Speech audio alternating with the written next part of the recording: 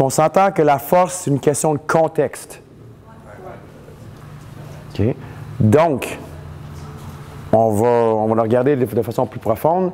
Est-ce que j'entraîne un powerlifter comme j'entraîne un gars qui fait de l'escrime? Est-ce que j'entraîne un joueur de football comme un athlète qui joue au tennis?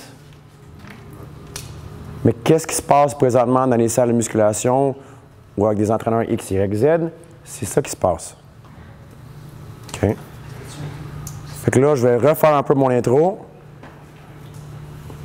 Vous allez voir, de ceux qui me voient déjà en conférence, vous savez, mon objectif, c'est vous faire vous poser des questions. OK? Le pourquoi, le qui, le comment, le où. Le quoi, c'est mon ancienne vie d'être police. L'idée, c'est qu'on pose des questions. Fait que ça, c'est la question que je vous pose aujourd'hui. OK? Vous voyez le jeu de mots, je ne dirais pas le... Tout le monde sait c'est quoi WTF? Parfait.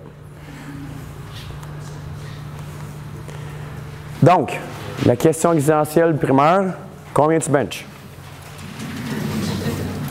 C'est ça être fort, right? Elle a dit, je soulève des grosses charges de point de vue fonctionnel. Fait que si jamais un piano me tombe dessus puis je suis capable de le lever, ça tombe très bien. OK? Combien tu benches? Pas ma force. Ben, combien tu benches? On parle de force, là. Oui. Mais ça peut être relatif, là. Quelqu'un peut être fort, l'autre personne peut être forte, mais tu sais. C'est contextuel. Oui, exact. OK. Fait que là, Dave est parti, il veut plus que j'ai les cœurs. Ah, Dave, OK, il est là, OK. Un yoke walk pour toi, facile, c'est combien? 800. 800 livres. Si je mets 800 livres sur tes épaules, qu'est-ce qui va arriver? Là, tu vas avoir besoin d'aile dehors. OK? Est-ce que Dave est capable de faire la croix gammée sur les anneaux? On ne sait pas, peut-être. OK? Fait que si je demande à un gymnaste, est-ce que Dave est fort? Pff, non, c'est une moumoune. Il n'est même pas capable de faire la croix gammée. Fait que prenez ça tout le temps en note quand vous écrivez un programme, quand vous évaluez un client. Leurs besoins sont plus importants que votre type d'entraînement, que ce que vous faites présentement. OK? Parce que vous allez voir, tous les parents du sport, je vais écrire un nom. Puis ça, c'est, encore une fois, vous allez voir les chartes que j'ai tantôt. Plus que le sport requiert la force, parfait, plus qu'on peut s'acharner dessus. Mais moins que c'est une priorité dans son développement athlétique global, il faut être capable de mettre les bons ingrédients dans la recette. Par exemple, qu'est-ce qui arrive, c'est que je vais prendre un athlète typique de MMA. On sait ce que c'est, combat ultime. OK. En moyenne, vous direz combien d'entraînements par semaine qu'ils font total? 15. 12-15 facile. Du jiu-jitsu, du muay thai, ils vont faire du sparring, ils vont faire leur boxe, ils vont faire leur conditionnement, ils vont faire leur cardio, ils vont peut-être faire du yoga, de la gymnastique. Vous êtes leur strength coach, là. Fait qu'on les rend forts. Quand tu la force, plus la vitesse, devenir puissant, c'est Yannick qui va faire ça tantôt. L'idée, c'est que si la terre est ici, puis votre partie en force, le développement de force est ici, qu'est-ce qui arrive si vous scrapez votre athlète? Parce que là, je viens de donner un programme de powerlifting ou d'homme fort à un athlète qui n'a pas la capacité ou que les demandes d'énergie ici sont trop élevées, je le scrape. Puis c'est de ma faute. Okay. Si c'est un freak génétique et il est capable d'encaisser, vous êtes le meilleur coach au monde. Même si, de question éthique, vous savez que vous avez peut-être trop poussé. Fait que vous prenez ça en note que vous avez une énergie limite chaque athlète, puis ressources en termes de temps. Fait que ce que vous allez prescrire, c'est comme une prescription d'un médecin. C'est spécifique, c'est ciblé. Ça, c'est mon deuxième paragraphe. OK. Et pourquoi qu'on veut être fort? Parce qu'en théorie, ça va m'aider dans mon développement de puissance. Ça va m'aider à prendre la masse musculaire, la diminution de blessures, la performance sportive.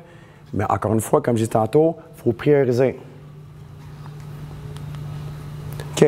Qu'est-ce que la force? Parce que là, toi, tu me dis, on lève des charges pesantes. OK. Parfait. La définition, il y en a 1000, là, mais une très simple. Est-ce qu'on la majorité du temps, quand on parle de force, on parle de quoi? Du one rep max. Tu benches combien? On s'entend? Mais est-ce qu'il existe juste ce type de force-là? Non. Non, il existe quoi comme force? Force relative. OK. Ça, merci. Ça, je le mets à part dans un sens. Ça ne fait pas partie du continuum de force, mais pour moi, c'est une des capacités athlétiques les plus importantes. OK? Encore une fois, je vais écœurer Dave. Yannick pesait combien quand tu faisais 190? 208? Oui. 208 avec un front squat de 190 livres. 190 kilos, excuse-moi. OK. L'équivalent pour Dave serait combien?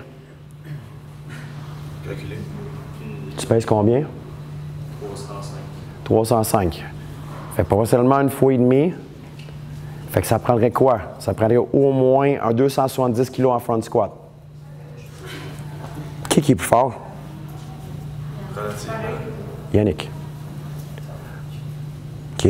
Quand vous entraînez vos athlètes, vous devez, tout dépendant de la position du sport qu'ils vont jouer, avoir la force relative en priorité. Est-ce que Georges Saint-Pierre peut prendre la masse pendant qu'il développe la force? Non. Il faut qu'il se batte à 170 livres. OK.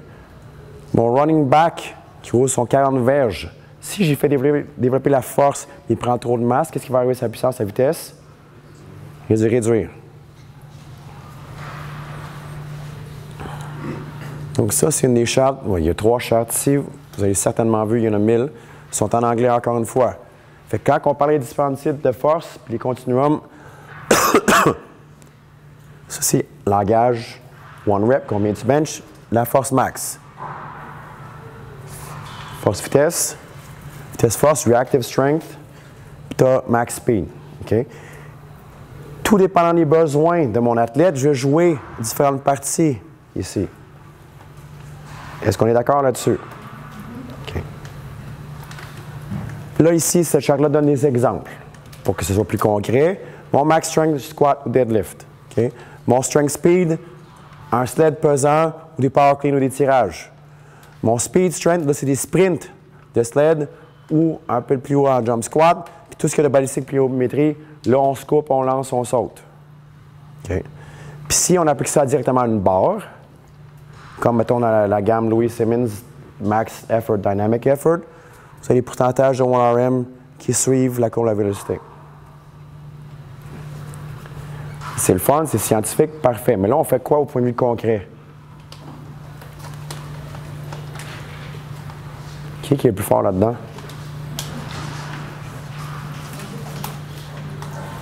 C'est une force adaptée.